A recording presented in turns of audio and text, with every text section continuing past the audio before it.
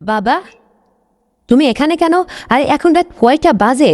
হঠাৎ তুমি এত রাত্রে আমার রুমে? কি বলতে চাইছো? বাবা তখন বলল, কি করবো রে মা, একলা একলা ঘুম আসে না। তোর মাঝে বাড়ি থেকে আমার উপর অভিমান করে সেই যে তোর নানির বাড়িতে গেল, আমিও অভিমান করে তোর মাকে ফোন করে কথা বলার চেষ্টাও করিনি। তোর মাও নাকি শুনতেছি আসতে যাচ্ছে না আমার সংসারে। আমার এই পুরনো অভ্যাস আমিও ছাড়তে পারছি না, কি করব বল? আমি বললাম, মা তো ঠিকই করেছে, আমি তোমার একটা শিয়ানা জোয়ান ভর্তি মেয়ে, আজ বাদে কাল আমার বিয়ে দেবে তোমরা। তোমার পরিচয় দিতে আমার ঘৃণা হয় বাবা। তুমি কি এই পথটা ছাড়তে পারো না? মা তো দিনের পর দিন ঠিকই চেষ্টা করেছে, সে কি ভুল করেছে? তোমাকে যদি এই বদ অভ্যাসটা ত্যাগ করার কথা বলে, তুমি তোমাকে বারবার শাসিয়ে শাসিয়ে একটা অশান্তি সৃষ্টি করো বাড়িতে। কিন্তু এটা কবে পরিবর্তন হবে বাবা? তুমি যদি নিজেকে একটু শুধরিয়ে নাও বা বদলিয়ে ফেলো, তাহলে দেখবে মা আপসাপ তোমার বাড়িতে আবারও আসবে। তোমাদের এই ভুলভ্রান্তির কারণে আজকে মা আমার পাশে নেই। আমি একটা যুবতী মেয়ে, ব্যাপারটা কেমন দেখাই বলো তো? তাছাড়া যখন কোনো ব্যক্তি জিজ্ঞাসা করে যে অমুক মাতালের মেয়ে তুমি, তখন এই পরিচয়টা দিতে যে কতটা ঘৃণা হয় বাবা, খুব ছোট লাগে নিজেকে। কিন্তু বাবা, আমি বলি কি, তুমি নিজেকে একটু শুধরিয়ে ফেলো। বাবা তখন উত্তর দিল, হ্যাঁ রে মা, আসলে চেষ্টা করেছি জীবনে বহুত, কিন্তু আমার এই দুষ্ট সঙ্গ আমাকে এক মুহূর্তের জন্য যেন ছাড়ছে না। কি করি বলতো? আমি বললাম, বাবা তুমি চাও কি? আমি জীবনে সব কিছু তোমার জন্য দিতে প্রস্তুত, শুধু তোমার একটা বদ অভ্যাস ত্যাগ করো। তোমরা আমাকে পেটে ধরো না, ঠিক আছে বাবা, আমাকে যেহেতু ছোটোর থেকে লালন পালন করেই বড় করেছো, তবে তোমাকে তো বাবা বলে জেনে এসতেছি, আমার কথাকে একটা রাখবে বাবা? তখন বাবা বলল, তোদের কোনো কারোর কথাই আমার কানের মধ্যে যাচ্ছে না, আসলে আমার একটা প্রয়োজন মিটিয়ে দিবি তুই? আমি বললাম, সেটা কি? আর শোনো বাবা, তুমি আসলে সুস্থ না মানসিকভাবে। তুমি যখনই রাত গভীর হয় তুমি অসুস্থ হয়ে থাকো এই সমস্ত ছাইপাশ খেয়ে। কোন মতলবে তুমি এত রাত্রে, আমি একটা যুবতী মেয়ে, আমার রুমে ঢুকছো? কি ইচ্ছে তোমার? কি উদ্দেশ্য কিসের তোমার? কি চাইছো তুমি বলো তো? বাবা তখন চুপ করে থাকলো, মুচকি হেসে অবশেষে বলল, শোন রে বাবা, কি বলবো তোকে? তোকে আমি আসলে পেটে ধরিনি, আমি জন্ম দিইনি, সবই ঠিক আছে। তোর মা আজ একটা মাস হয়ে গেল তোর নানির বাড়ির থেকে আসছে না। আমার আর দুটো ছেলে মেয়েও নেই, তুই বাদে তো কেউই নেই, জীবনে নিঃসন্তান। বড় অভিশপ্ত জীবন রে আমার, কি করব? কিন্তু আমি আসলে যেভাবে রাত্রে নিজেকে সাজিয়ে রাখি, ঠিক সেই সময় তোর মাকে আমার ভীষণ প্রয়োজন হয়। আজ একটা মাস তোর মায়ের সাথে আমার ঠিক সময় মতো সাক্ষাৎ হয় না, ভীষণ কষ্টে আছি। আজকে যে আর আমার চোখে ঘুমই ধরছে না, কতটা রাত হয়ে গেল। তোর দরজাটা মেলাই ছিল, তুই ভিতর থেকে আজকে লাগাইতে নিশ্চয় ভুলে গেছিলি। বারান্দায় অনেক সময় পায়চারি করছিলাম তোকে ডাক দেব, কিন্তু দরজায় হাত লাগিয়ে কোনো রকম একটু এরকম ঠেলা দিতেই দরজাটা আলগা হয়ে গেল।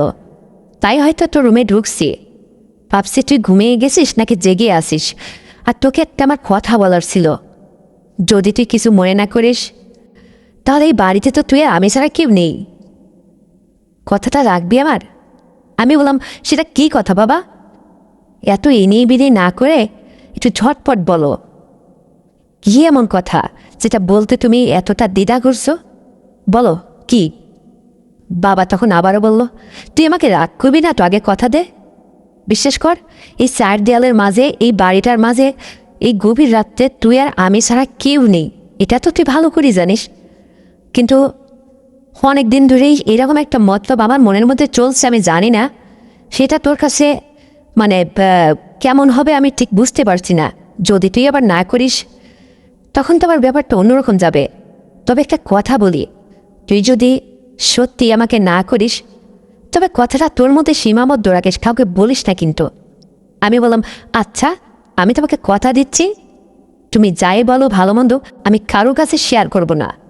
তুমি তো আমার পরিচয়, এখন তুমি মাতাল হলেও আবার যা হছো, অথচ আমি তোমার ইজ্জত তো রক্ষা করব।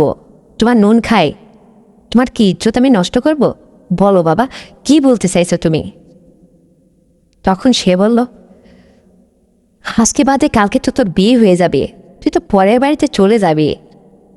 তাছাড়া ছোটবেলায় যেখান থেকে তোকে নিয়ে আসছিলাম, তোর সেই বাবা মাও বেঁচে আছে, তুই তো তাদের কাছেও এখন মাঝে মধ্যে যাওয়া ধরছিস নিজের ইচ্ছাই। আসলে তোকে জন্মদিনই ঠিক আছে, আবার অতটা আপনও করিনি। তোর মায়ের জন্যই শুধু তোকে নিয়ে আসছিলাম, কিন্তু আজকে তুই অনেক বড় হয়েছিস, বড্ড সুন্দরী হয়েছিস রে। তোকে দেখলে না আমার প্রাণটা জুড়িয়ে যায়। আমি বললাম, বাবা এসবের মানে কি? এসব কি বলছো তুমি? তুমি এইভাবে বলতে পারলে? আমি মহাসুন্দরী হই, তাতে তুমি তবু এভাবে বলতে পারো না? এটা পাড়ার মানুষ বললে সাজে, তাই বলে তুমি? কি বলতে চাইছো কি তুমি বলো তো? আমি আবার ঘুমাবো, সকালে উঠতে হবে, রান্না বান্না করতে হবে, এদিকে মাকে তো তাড়িয়েছো, আবার কষ্টটা আমার বেড়ে গেছে। একদিকে ক্লাসের পড়াশোনা, আবার তোমার রান্না বান্না করে দেওয়া, তোমার সেবা যত্ন করতে করতে আমার বেলা ফুরিয়ে যায়, বড্ড কষ্টে আছি। এইসব বাহানাটা ছেড়ে তাড়াতাড়ি নানির বাড়ি থেকে মাকে নিয়ে আসার ব্যবস্থা করো বাবা। এসব কিছু ছাড়ো। কতকাল আর এই বদ অভ্যাস ধরে রাখবে? বয়সের অর্ধেক হয়ে গেল তোমার, আর ককাল বাঁচবে বাবা? আর কত? নিজের শরীরের দিকে কি একটাবার ভালো করে তাকিয়ে দেখেছো? চেহারাটার কি হাল করেছো? কতটা লম্বা চওড়া, কত জোয়ান মদ্দা মানুষ তুমি, অথচ কোন ক্ষোভে পড়ে তুমি নিজের জীবনের উপরে এতটা অত্যাচার দিনের পর দিন করে যাচ্ছ কেন বাবা? সে বলল, আসলে আমার মনের মধ্যে অনেক কষ্ট রে। জীবনে তোর মাকে একটা সন্তান উপহার দিতে পারেনি, সে এক কষ্ট। দ্বিতীয় কষ্ট হচ্ছে, আমার প্রায়শই তোর মা আমার কথা শুনে না। তুই তো জানিস আমি একবারে থুপথুপি বুড়ো হয়ে যাইনি, আমার বয়সটা যদিও 45-48 হবে, কিন্তু আমি তো এখনও স্মার্ট আছি, সরকারি জব করি, আমার চলাফেরা অন্য লেভেলের। আমি যাদের সাথে সঙ্গ দিই তারা সবাই ধনী মানুষ।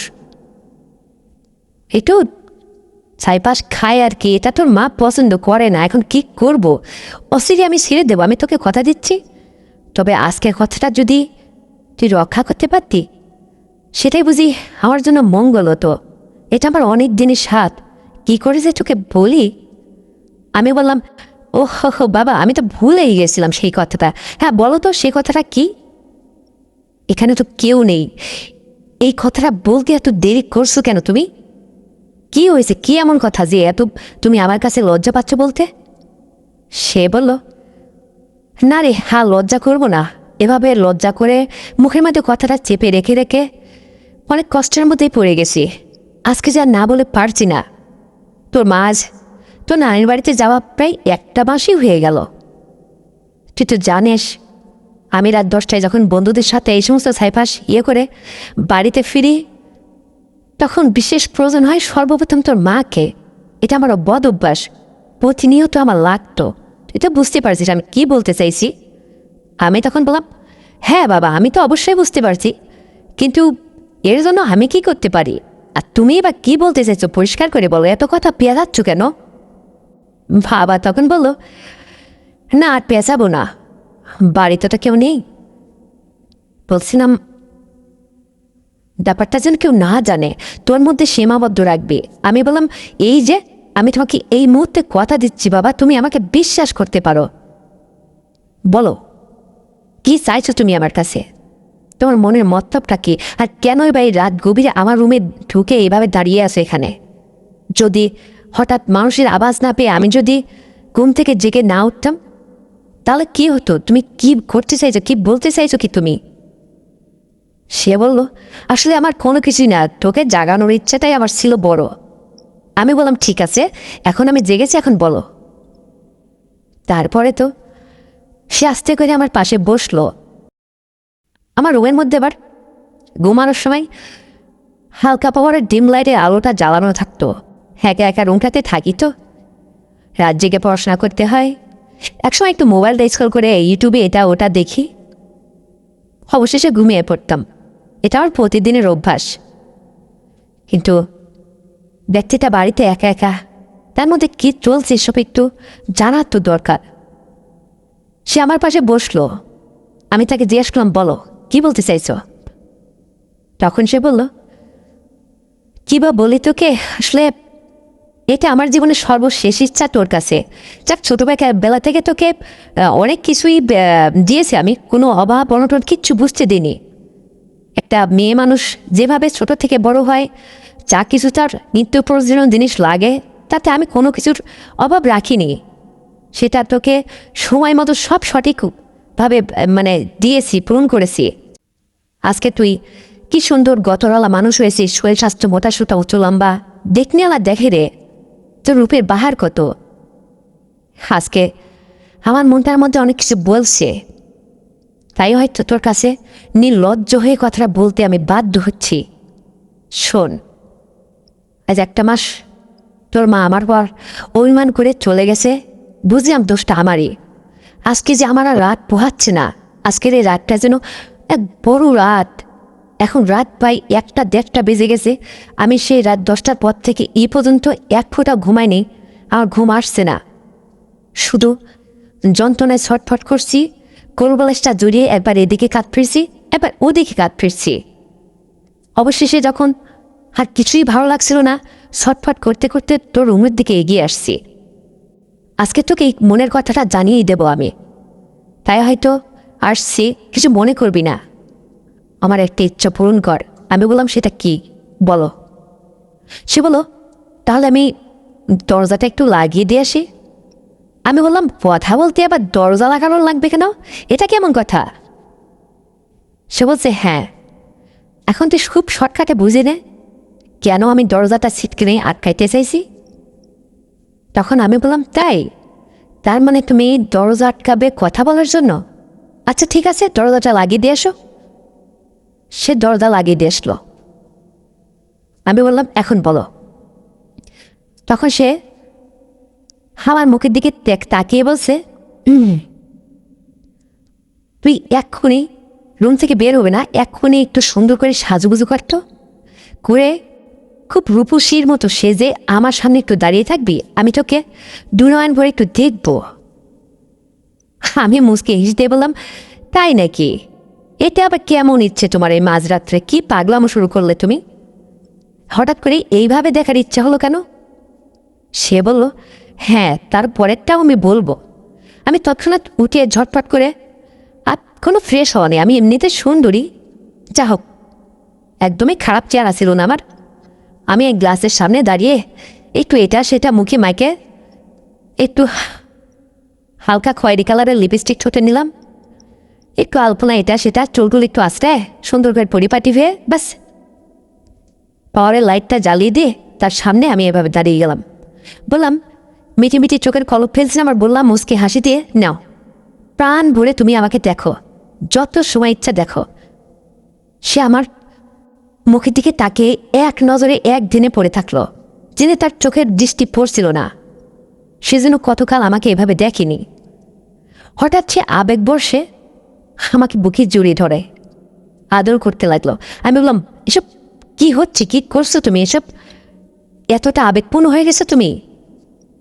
বলছে, হ্যাঁ, তুই আমার বাড়ির পালিত মেয়ে, সেই হিসেবে কথাটা আমি তোকে বলছি না রে। তুই যে একটা সুন্দরী রমণী নারী, সেই দিক থেকে কথাটা বলছি। আমি তোকে অনেক অনেক ভালোবাসি। তোর এই শরীর যৌবন কালটা না, উপরওয়ালা একদম খুব স্রোত দিয়েছে তোর মধ্যে, আলাদা একটা তোর মধ্যে থেকে রূপের ঝলক ছটা বেরোচ্ছে, সেটা দেখে আমি মুগ্ধ হয়ে গেছি। তুই অনেক সুন্দরী রে। এ বলে সে ধরে রাখলো, 5 মিনিট ছাড়ছে না। ব্যাপারটা আমার কাছে যেন কেমন একটা অদ্ভুত মনে হচ্ছিল। তাছাড়া এত রাত গভীর, বাড়িতে সে আমি ছাড়া কেউ নেই। বুঝলাম তার সাথে আমার কোনো রক্তের সম্পর্ক নেই, তবুও একটা সম্পর্কে তো তাকে আমি জানি, সেভাবে তো ডাকি। আমার আসল জন্মদাতা বাবা মা আসে, তারা তো বেশি আছে, তারা তাদের বাড়িতে আসে। আমি সপ্তাহে সপ্তাহে তাদের সাথে কলেজ থেকে ফেরার পর দেখা করে আসি। উনি তো আমার বাবা মা, বুঝলাম, কিন্তু একটা কিছু বলে ডাকতে হবে, সে তার নুন খায় লবণ খায়, তার সাথে তো আর নেমো খায় আমি করতে পারি না। কিন্তু আমার এখন পূর্ণ বয়স, আজ বাদে কাল আমার বিয়ে, আমি যেমনটা উঁচু লম্বা তেমনটা আমার সব কিছুর জন্য পরিপাটি। সব মিলে সে দেখে যেন খুব আকৃষ্ট হয়ে আমার দিকে এক ধ্যানে তাকিয়ে থাকলো। তারপরে যখন আবেগবর্ষে আমাকে এভাবে ধরে থমকে দাঁড়িয়ে থাকলো, যেন ছাড়ছিল না। আমি বললাম, হয়েছে, তোমার এত বাহানাটা আর দেখাতে হবে না। এখন বলো আসল কথাটা কি সেটা। তুমি আমাকে শাস্তে বলেছ, আমি তোমাকে যতটুকু পেরেছি কোনোরকম একটু সাজুগুজু করে দেখিয়ে দিলাম, হয়েছে তো? এখন বলো আসল কথাটা কি বলতে চাইছো তুমি। সে বলল, এখনো বুঝতে পারলি না তুই? আমি বললাম, মানে আর কি বুঝবো? তুমি আমার উপরের ছায়া বটগাছ, তুমি আমার পরিচয়, তোমার পরিচয় আমি বড় হয়েছি, কিন্তু তোমার কাছে তো আমি নেগেটিভ কিছু ভাবতে পারি না। কি বুঝবো? তুমি আমাকে বুঝিয়ে না বললে কি আমি বুঝতে পারবো? বলো কি বলতে চাইছে, তোমার মনের সেই জমে রাখা কথাটা কি ছিল? কেন এত লজ্জা করছো? আর যদি সৎ সাহস না থাকে বলার, যাও রুম থেকে বের হয়ে তুমি তোমার রুমে গিয়ে ঘুমিয়ে পড়ো, কালকে দেখা যাবে। এখন আমি একটু ঘুমাবো, খুব ভোরে উঠে আবার তোমার জন্য রান্না চড়িয়ে দিতে হবে। ওদিকে কলেজে পড়াশোনা করতে হয় একটু, আবার কলেজে যাওয়ার জন্য তো নিজেকে প্রস্তুত করতে হয়। এসব পাগলামো করছো কেন এই রাত গভীরে? মা তো বাড়িতে নেই, তবে কি তার জায়গায় তুমি আমার সাথে এই বিহেভটা করবে? এটা কি ঠিক হচ্ছে তোমার? সে বলল, কিছু করার নেই রে, আজ একটা মাস খুব অবস্থা ক্ষীণ আমার, আমাকে একটু বোঝার চেষ্টা কর। আমার প্রতি কি তোর কোনো দয়া মায়া কিছুই নেই তোর দিলে? আমি বললাম, আছে। এটা কেমন কথা বলো? আমি কি বলছি যে তোমার কথা আমি শুনবো না?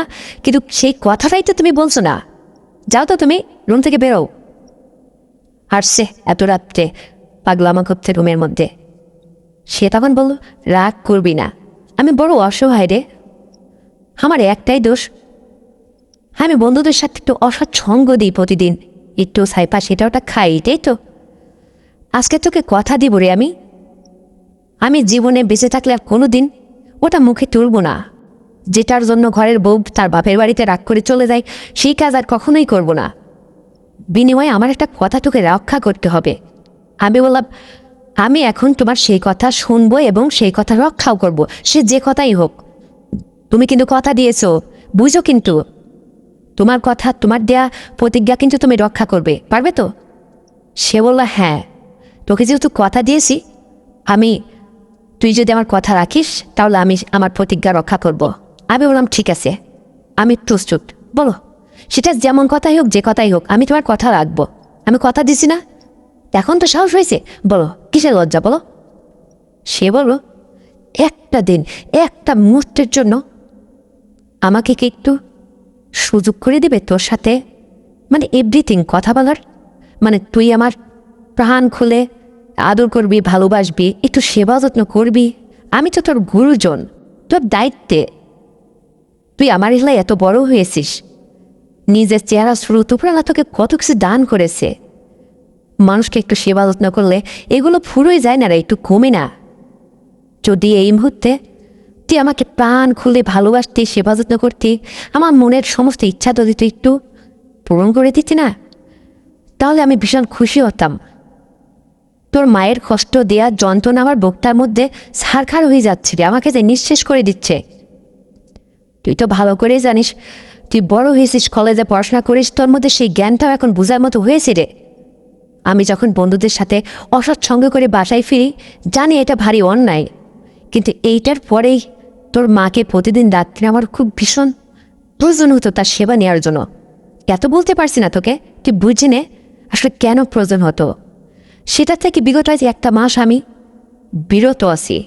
আজকে যে আর নিজেকে ধরে রাখতে পারছি না, তাই ভীষণ অসহায় মনে হচ্ছে। ভেবেছিলাম নিজের রাগ অভিমান ভুলে গিয়ে তোর মাকে একটাবার ফোন করব, হাতে ফোনটা তুলে এসছি, কিন্তু বিবেক নিজেকে অপরাধী বলে সব কিছু বাধা দিল। তুই তো নিজেই অপরাধী, কেন ফোন করবি? আগে নিজেকে বদলিয়ে নে, তারপরে তাকে বল আমি ভালো হয়ে গেছি, তুই ফিরে আসো বাড়িতে।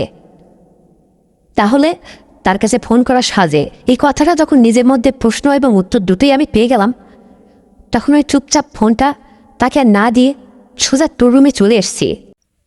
ভাবছি তোর সহযোগিতা নেব, এছাড়া আমার কোনো উপায় নেই। এখন বল, তোকে কি আরও ভেঙে চুরে সব বলতে হবে নাকি বুঝেছিস?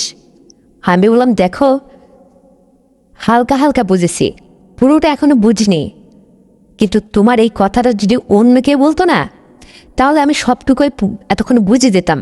কিন্তু তোমার কথাটা আমার বুঝতে একটু লেট হচ্ছে, তাই বলে তুমি তাহলে ওই ক্ষেত বদবায় সেবা যত্নের ধরনটা কেমন হবে এখন তুমি বলো?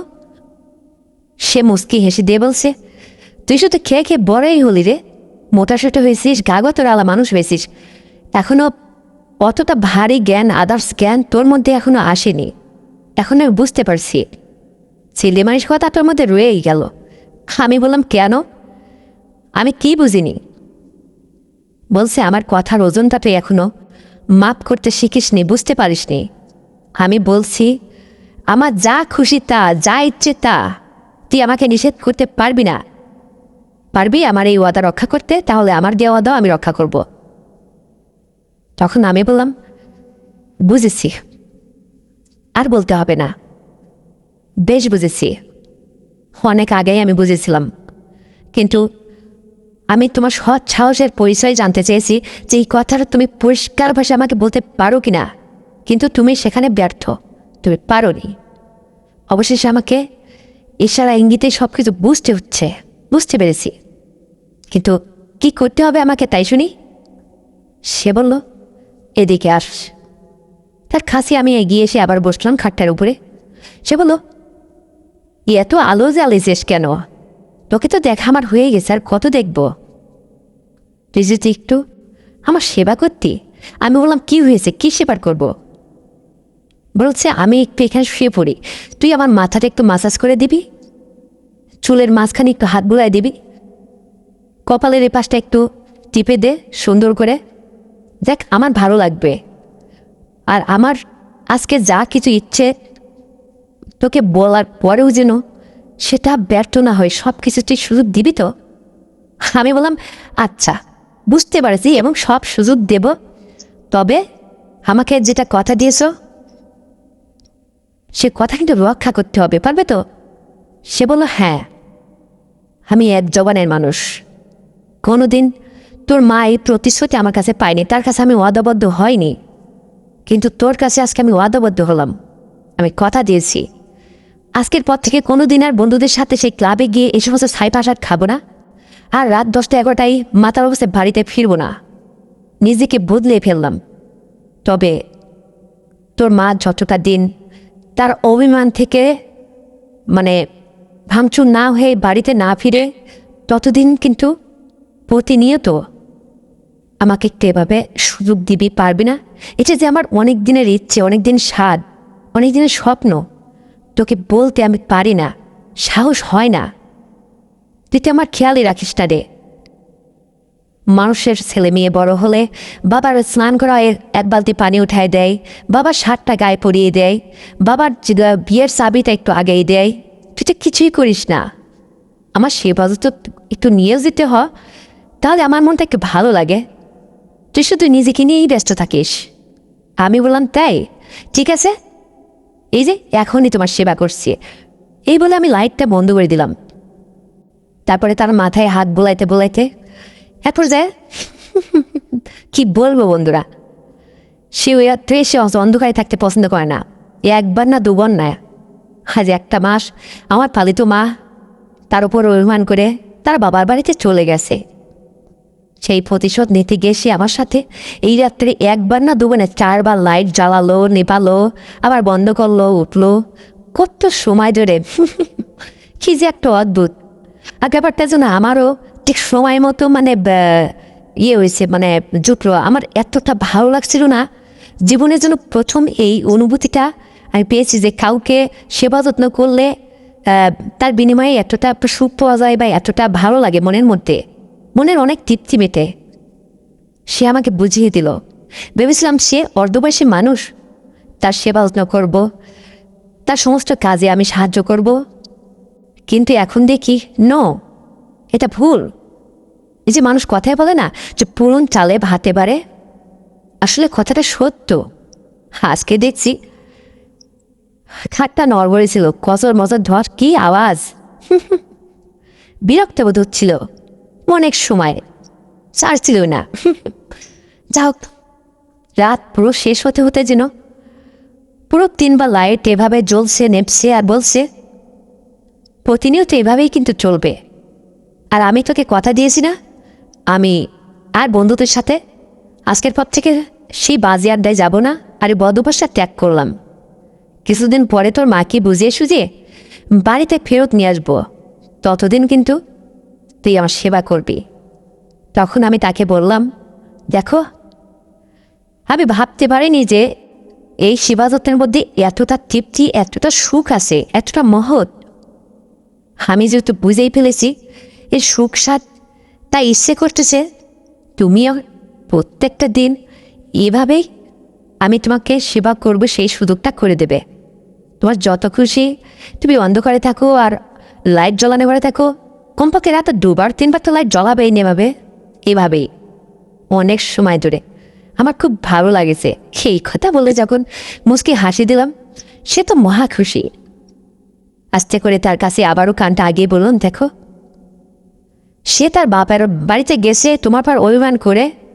যেদিন ফিরে ফিরুক, তুমি তার হাজব্যান্ড, তুমি নিজের বিয়ে এত কমাবে কেন? তার কাছে ছোট হবে কেন? সে মেয়ে মানুষ, তার অভিমান যখন ভাঙবে সে ইচ্ছে করেই একসময় দেখবে তোমার সংসারে আসবে, ততদিন আমি তো আসি। এই কথা শুনে সে আমার হাত বুলায় বলছে, তুই অনেকদিন বেঁচে থাকতে তুই আমার ব্যাপারটা তাহলে এখন পুরোপুরি বুঝতে পেরেছিস। সত্যি তুই বলছিস? আমি বললাম, তো কি হয়েছে, আমি না তো কে? তারপরে এভাবেই তার সাথে আমার এক যায় 2 যায় এক এক করতে করতে পুরো 3টা মাস চলে গেল। আর আমার যেন তার সেবা এভাবে করতে করতে মানে টাইম মতো তাকে নাইয়ে খাইয়ে অফিসে বের করে দিতাম। সে সরকারি জব করতো, সে ঠিক টাইমে অফিসে বের হয়ে যেত। আর ওই সেদিনের পরের থেকে সে আর তার দুষ্টু বন্ধুদের সাথে সেই ক্লাবে যেত না। এই সমস্ত আগের মতো পুরনো বদ অভ্যাস, যা ছাইপাশ খেয়ে বাড়িতে ঢুকতো, মাতলামি করতো, এই সমস্ত আর করে না। সেজন্য নিজেকে অনেকটা পরিবর্তন করে ফেললো। কিন্তু আমি যদি তাকে এরকম একটু আদর আপ্যায়ন না করে বা এই সুযোগটা না দিই, অবশ্যই আমার মনের কাছে একটু খটকা লাগলো। সে যদি আবারও সেখানে সে পুরনো অভ্যাস আবারও ধরে রাখে বা চলে যায়। একটা মানুষকে তো একটু অস্বাভাবিক জীবন থেকে একটু স্বাভাবিক জীবনে ফেরত আনতে হবে, এটা ভেবে নিজে অনেকটাই ছাড় দিলাম। কি করব? তাছাড়া আমার সে আসলে পালনকর্তা, সে তো আমার বাবা না। আমি পরের মেয়ে, সে পরের ছেলে, এটাই আসল পরিচয়। কিন্তু মানসিক দৃষ্টি হিসাব করতে গেলে একটা মানুষ চোখের সামনে এভাবে নিজের জীবনকে তিলে তিনে নষ্টের দিকে ঠেলে নিয়ে যাচ্ছে, এটা দেখা সত্ত্বেও তাকে ফেরাইতে আমার পালিত মা পারছিল না। আমি তো তাকে এইরকম সেবা দিয়ে তো তার বিনিময়ে তো তাকে ফেরত আনতে পারছি। নিজেকে খুব গর্বিত মনে হচ্ছিল। তাছাড়া আমিও একটু প্রাপ্তবয়স্ক হয়ে গেছি, বড় হয়েছি।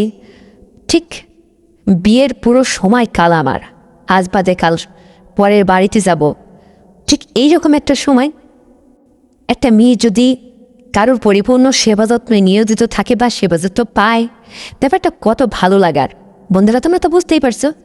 সব মিলে তার খায়, তার নুন খায়, তার তো গুণ গেতেই হবে। তাকে অনেক সেবা যত্ন করতাম। প্রতি রাতেই মাথায় হাত বলে দিতাম, ঠিক মতো তার প্রেশারের ওষুধটা খাইয়ে দিতাম, তাকে ঠিকঠাক ভাত বেড়ে খাওয়াতাম। রাত্রে যখন তার ঘুম আসতো না, তার মাথায় হাত বলে দিতাম। এবং প্রতি রাতেই সে খাটে নড়বড়ে কেজর বেজর সে কী শুরু করতো, ঠাকুর ডুবাতো নেবাতো, মানে লাইট জ্বলতো নিপতো, কমপক্ষে 2বার। এইভাবে চলতে চলতে যখন 3টা মাস অতিবাহিত হয়ে গেল, তখন যেন আমার একটা নিয়মিতভাবে একটা অভ্যাসে পরিণত হয়ে গেল। ভাবছিলাম বিয়ের পরে যদি আমার যে স্বামী হবে, সে যদি এভাবে প্রতি রাতে মানে গল্প গুজব বা তার সেবা করার সুযোগ না দেয়, তার যদি এই ক্ষমতাটুকু না থাকে, মানে 2-3বার লাইট জ্বালাবে নেভাবে, তাহলে আমার তো ভালো লাগবে না। আমার যে অভ্যাস হয়ে গেছে, কি হবে ভবিষ্যৎটা? ভাবছি এই মানুষটার আসলে কপাল পোড়া। জীবনের সুখ ছিল, টাকা পয়সা ছিল, কিন্তু শান্তি ছিল না। তার নিজের দোষে সে ছাইপাশ খেত আর বাড়িতে বউয়ের সাথে দিনের পর দিন খুটখাট অশান্তি লেগেই থাকত। সে একটা নিঃসন্তান মানুষ, কোনোদিন তার স্ত্রী গর্ভে সন্তান দিতে পারেনি। আসলে দোষটা কি তার স্ত্রী ছিল না তার ছিল জানি না। কিন্তু আমাকে রাস্তা থেকে তুলে নিয়ে আসার মতো করে নিয়ে এসে এত বড় করছে। যা হোক, তাদের ইজ্জতটা তারা রক্ষা করছে, নিঃসন্তা থেকে তারা মুক্তি হয়েছে। আজকে যেন তার ঋণ কিছুটা আমি শোধ করতে পারছি, কিছুটা আংশিক। মনের কাছে ভালো লাগতে লাগলো। আর তার সেবা যত্ন প্রতিদিন এভাবে লাইট জ্বালানো নেবানো এভাবে প্রতিদিন সেবা করতাম, তার শিওরে বসতাম, তার প্রতিটা ক্ষেত্রে সহযোগিতা করতাম, তার সমস্ত কথা শুনতাম। তারও দম ছিল বটে, যথেষ্ট। সে বিয়ে আছে এখনও পারে। যা হোক, আমার খুব ভালো লাগতো, মনটা ভরে যেত। কলেজে যেতাম খুব উৎফুল্ল মনে। ক্রমে যেন আমার শরীর স্বাস্থ্য আরও বেড়ে যেতে লাগলো। এমনিতে একটু ফ্যাট ছিলাম, উঁচু লম্বা, টেকনিওয়ালা দেখে। রাস্তা দিয়ে যখন হেঁটে যেতাম, কিছু কলেজের দুষ্টু পোলাপান পিছে ধা করতো, পিছন থেকে ব্যাড আওয়াজ করতো। এ সমস্ত বিরক্ত বোধ হতো। ভাবতাম উপরওয়ালা নিশ্চয় আমার মধ্যে অনেক কিছু দান করেছে, হয়তো বা তাই। যা হোক, সময়কালে গাছে ফল পাকলে দুষ্টু পোলাপান একটু গাছে তো ঢিল ছুঁড়ে মারেই, এটাই স্বাভাবিক, কিছু মনে করতাম না।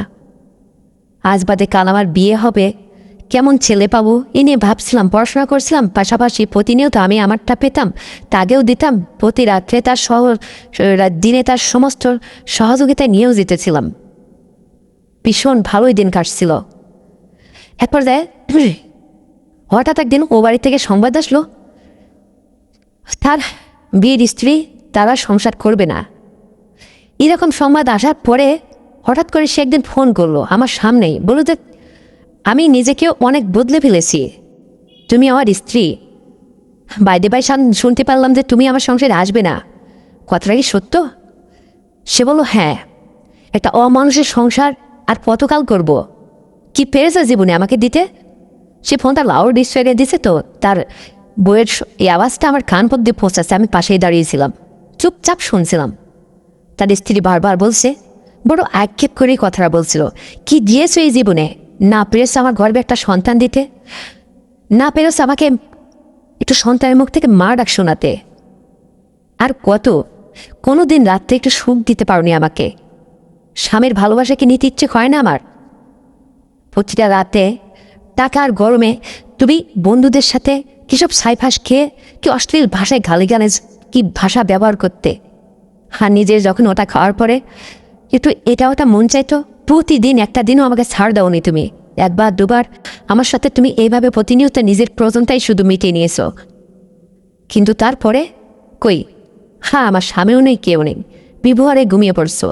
কখনো সুস্থ মস্তিষ্কে একটু কি ভালোবেসেছো আমাকে?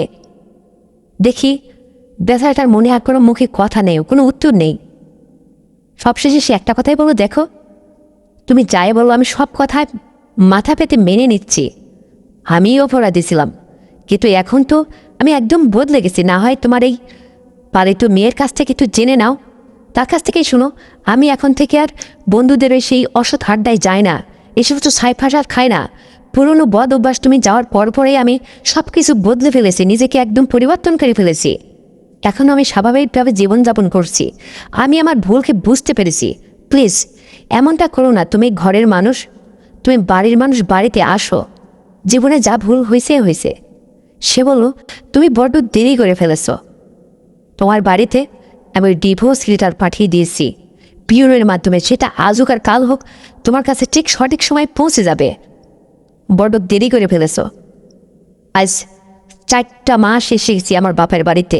আমি নয় বড্ড অভিমান রাগ করে তোমার উপর বিতৃষ্ণা চোটে চলে এসেছিলাম, কিন্তু কই, তুমি তো একটাবারও আমাকে ফোন করলে না। ভেবেছি তুমি অমানুষই রয়ে গেছো। তাই বাবা মায়ের সাথে বুদ্ধি পরামর্শ করে নিজের জীবনের ভবিষ্যতের চিন্তা করেই সিদ্ধান্ত নিয়েছি। তুমি হয়তো বয়স হয়ে গেছে তোমার, তুমি বয়সকালেই বিয়ে করেছিলে, কিন্তু আমি তো ছুরি মানুষ। মনে হচ্ছে আমার এখন পুরো সময়কাল, সংসার করার বয়স। আমার বয়সী মেয়ের এখনও কলেজে পড়াশোনা করছি, অথচ তুমি জীবনে আমাকে কিছুই দিতে পারোনি। ভাবছি জীবনে সুখী হতে হলে অনেক কিছু ছাড়তে হয়, তাই তোমার জীবন থেকে আমি একটু সরে দাঁড়ালাম। অলরেডি তোমার জীবন থেকে আমি সরে গেছি, কাগজ পাঠিয়ে দিয়েছি। পারলে সই করো, না হলে কোর্ট সেখান থেকে রায় দিয়ে দেবে। বড় দেরি করে ফেলেছ। এই কথাটাই তুমি আরও 2 মাস আগে বলতে পারতে। দেখি তার মুখের দিকে তাকিয়ে, সে মুখটা কেমন অমলিন করে ভার করে তার চোখের দুখন থেকে গুড়িয়ে গুড়িয়ে জল পড়ছে। একসময় অবশেষে তার হাত থেকে কানে ধরে রাখা ফোনটা টাস করে মাটিতে পড়ে গেল। সে নিঠরে তার ওই খাটটার উপর বসে চুপচাপ নীরবে মাথাটা নিচু করে চুপ করে থাকলো। তখন আমি বললাম, কি হয়েছে তোমার? কি হয়েছে কি তোমার?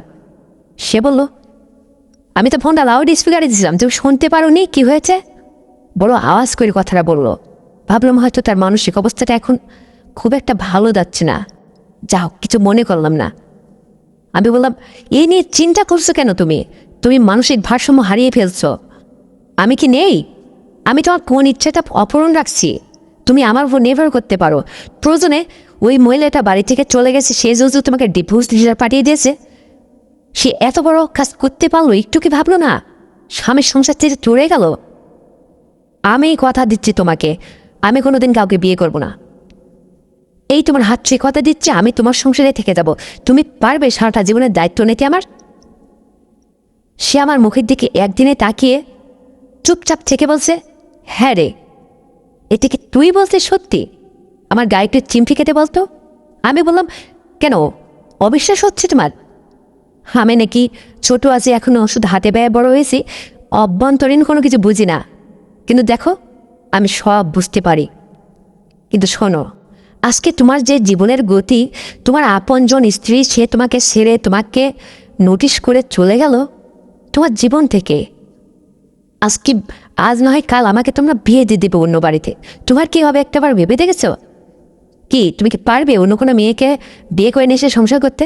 সে বলে, না, আমি কোনোদিনও তা পারবো না, যদি তুই আমাকে একটু সুযোগ দিস। কারণ এমনিতে তো আমার স্ত্রী আমার বাড়ি থেকে যাওয়ার পরে একটা মাস একটা রাতও তুই বাদ দিসনি।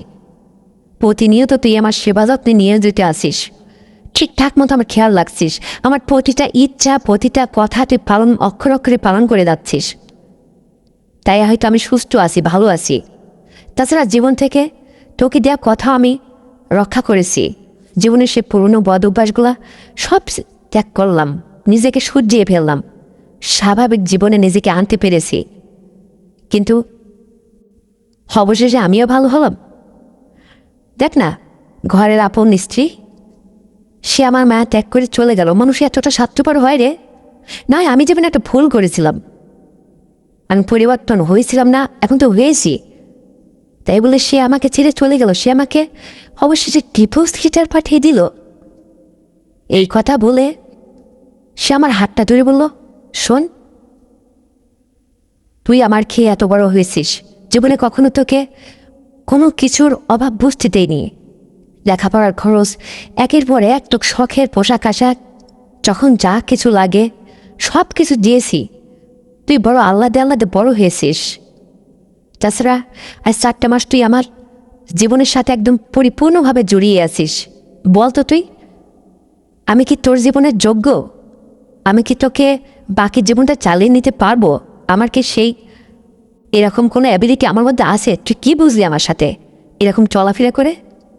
আমি বললাম, হ্যাঁ, তুমি একদম চিন্তা করো না।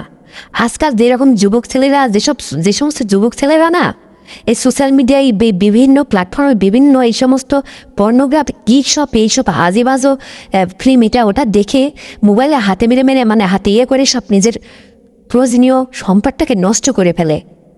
অবশেষে যখন তারা বিয়ে করে, খুব বেশি হলে জোর 6 মাস বা 1 বছর বয়সের সাথে কোনো রকম বাইরের থেকে এটা ওটা খেয়ে এসে সংসার করে, বইয়ের তৃপ্তি মেটায়। তারপরে আর নিজের ক্ষমতা থাকে না, সব কিছু আগেই তো শেষ করে ফেলেছে।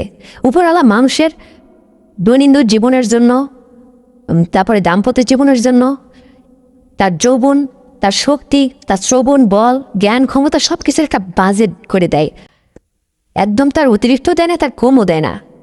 কিন্তু সেটাকে হিসাব নিকাশ করে মানুষ যদি ক্ষয় করে, তাহলে তার কখনো হাজে বাজে বা ওইটার জন্য কোনো কিছুর আশ্রয় নিতে হয় না, কোনো ওষুধ খেতে হয় না, কোনো কিছু ডাক্তার কবিরাজের সম্মুখীন হতে হয় না। কিন্তু বড় দুঃখের বিষয়, আজকাল এই ডিজিটাল যুগে ছেলেমেয়েরা উন্মুক্ত প্ল্যাটফর্মে অনেক কিছুর সম্মুখীন হয় এবং নিজের বিকৃতি যখন বিকাশ ঘটে, নিজের মস্তিষ্ক যখন অন্যদিকে ওয়াশ হয়ে যায় তখন একসময় তারা বিগড়ে যায়। তাই নিজের যৌবন সময়কালটাকে একদম আস্তে আস্তে ধীরে ধীরে নষ্টের দিকে নিয়ে যায়। অনেক ক্ষয় তাদের, সময়কালে তাদের অনেক দুর্বলতার সম্মুখীন হতে হয়। যা হোক, সেদিক থেকে তুমি অনেক ভালো আছো, অনেক সুন্দর আছো। ওই যে কথায় বলে না, পুরন চালে ভাতে বাড়ে। তোমরা আসলে সেই যুগের মানুষ তো, একটু আপডেট মানুষ, তোমরা ওল্ড মানুষ। তোমাদের মধ্যে কোনো ক্ষয় ছিল না, তোমাদের মধ্যে এত এই আধুনিকতা ছিল না। তাই তোমরা নিজের সমস্ত প্রয়োজনীয় সম্পদটাকে, মূল্যবান সম্পদটাকে এখনও অটুট রাখছো। তাই হয়তো আমি সরজমনে গেছি, তাই দেখতে পারছি বা বুঝতে পারছি বা অনুভব করতে পেরেছি তুমি এখনকার একটা যুবক ছেলের চেয়েও অনেক অনেক পারদর্শী। অনেক কিছু তোমার মধ্যে উপরওয়ালা ক্ষমতা দিয়ে রাখছে, একদম নষ্ট হয়নি।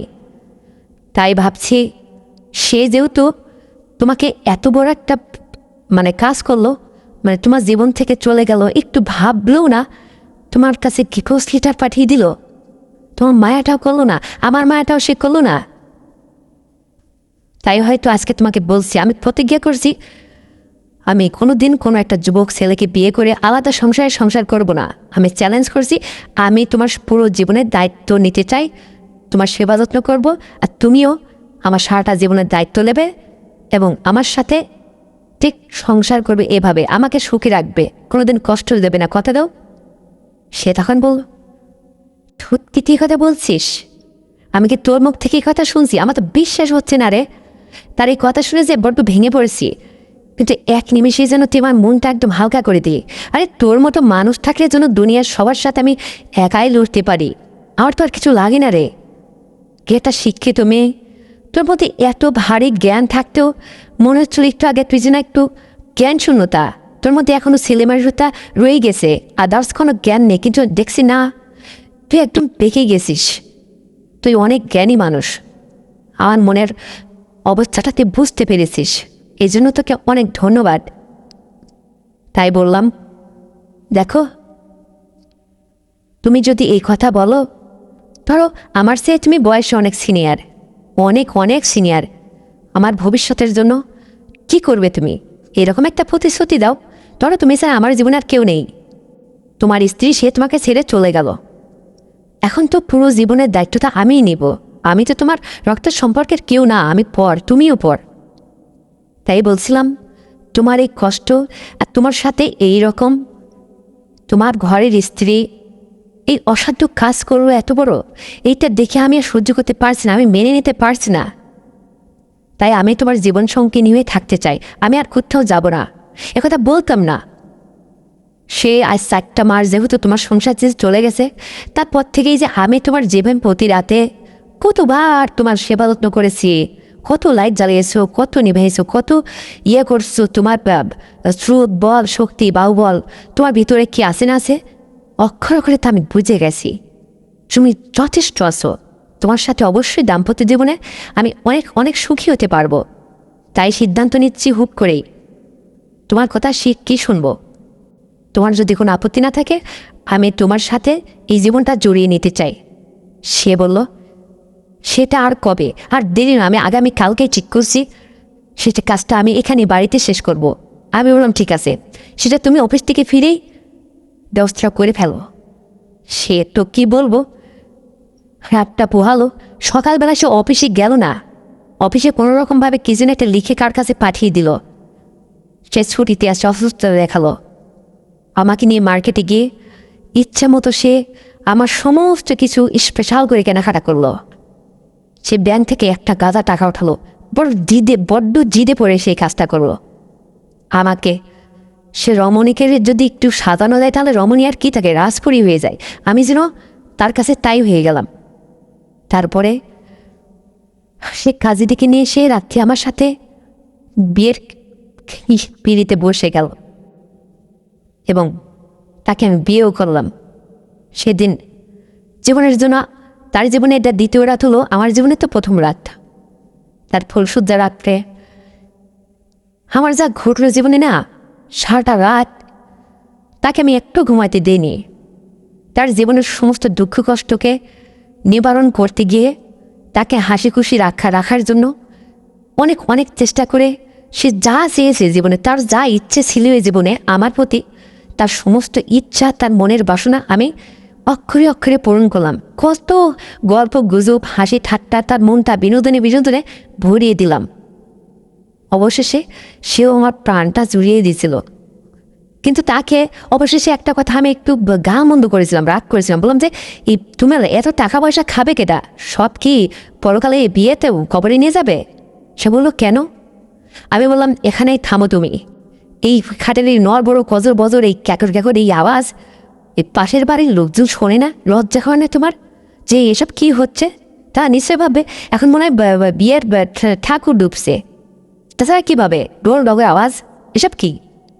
সে মুচকি হেসে দিয়ে বলল, আসলে যখন এরকম হয় তখন তো অতটা অনুভব করতে পারেনি। আসলে এটা ঠিক, কিন্তু খাটটা অনেক পুরনো হয়ে গেছে তো, একটু ঠিক করতে হবে। আমি বললাম যে না, এটা ঠিক করতে হবে না, পুরো এই খাটটা এখান থেকে কালকের মধ্যে সরিয়ে বের করে দেবে রুম থেকে, একদম ওই স্টোরুমে ফেলাই দিয়ে আসবে। এখানে নতুন খাট চাই। আমি হচ্ছে নতুন মানুষ, আমি শক্তপোক্ত মানুষ, আর আমার চলাফেরা, আমার নড়াচড়াই তো একটু বেশি অন্যর সে। আমি কি এত নার্ভাস নাকি?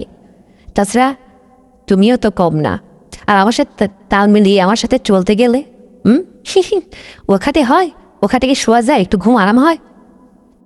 তাছাড়া আমার প্রতিনিয়ত তুমি আমার এই অভ্যাসটা করেছো, এই যে একটু পরে পরে ঘুমাও, অন্ধকারটা একদম পছন্দ করো না।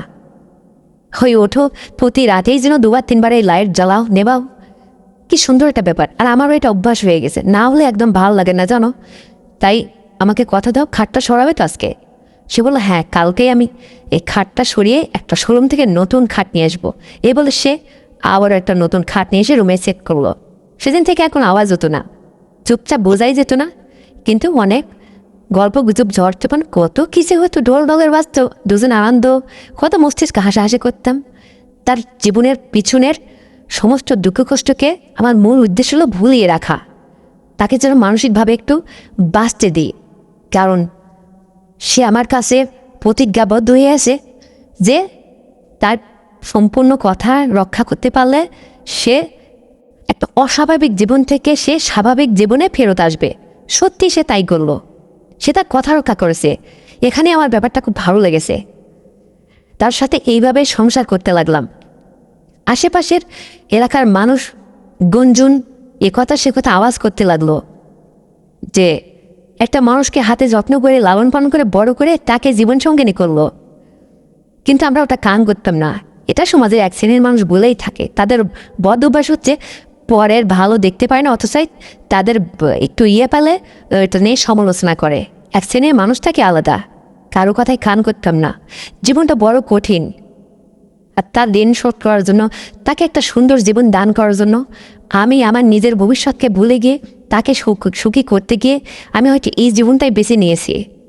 এভাবে সংসার করতে করতে ঠিক 1.5 বছর সবে যখন বয়স, তখনই আমি মা হতে পেরেছি। তার আগে আমার পেটে সন্তান আসলো, কিন্তু সে তো জীবনে নিঃসন্তান ছিল।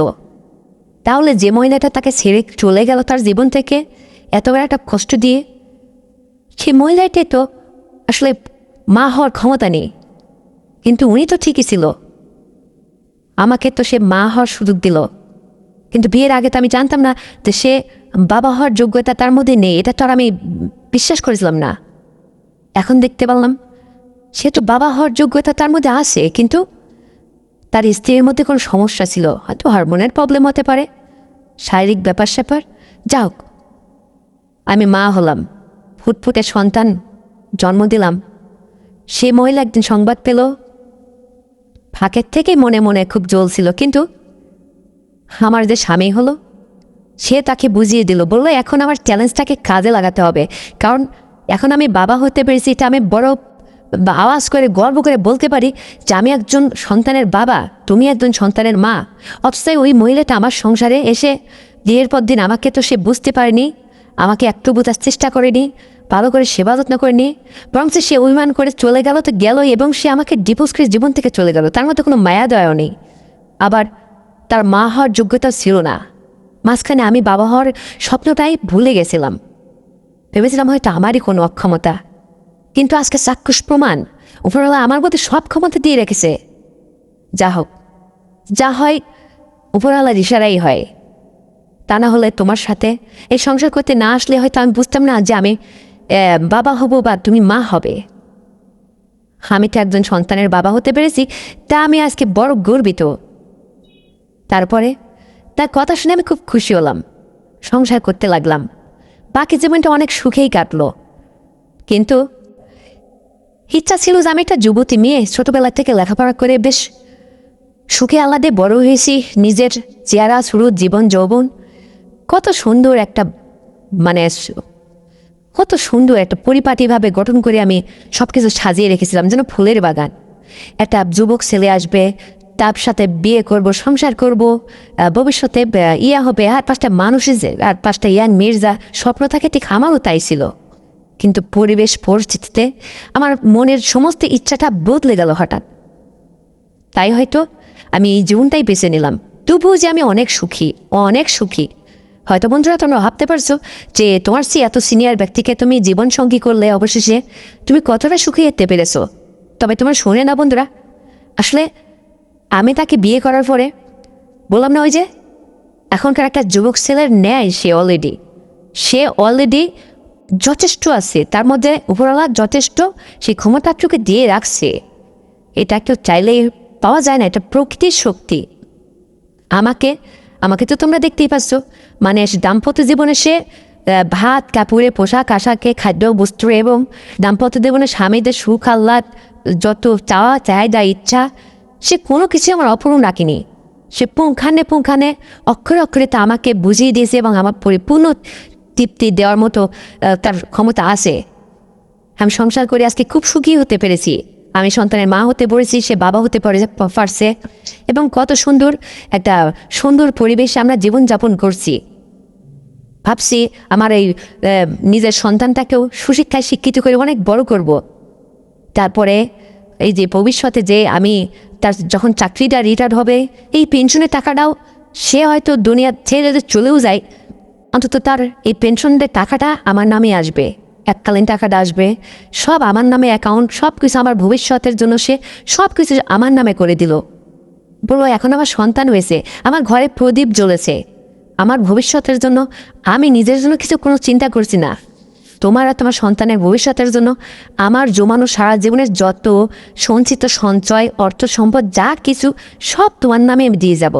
আস্তে আস্তে সে সব কিছু ব্যাংক ব্যালেন্স টাকা পয়সা আশেপাশে যত জায়গা জমি তার নিজের করা ছিল, তার বাড়ির জায়গা বাড়ি সমস্ত কিছু আমার নামে আস্তে আস্তে সে হস্তান্তরগুলো লিখে দিল। সে আমার ভবিষ্যতের দিক ফলো করে, এদিক দিয়ে আমি খুব সুখী ছিলাম। এভাবেই তার সাথে আমার সংসার করতে করতে যাক অনেকটা বছর পেরিয়ে গেল, সন্তানাদি বড় হলো।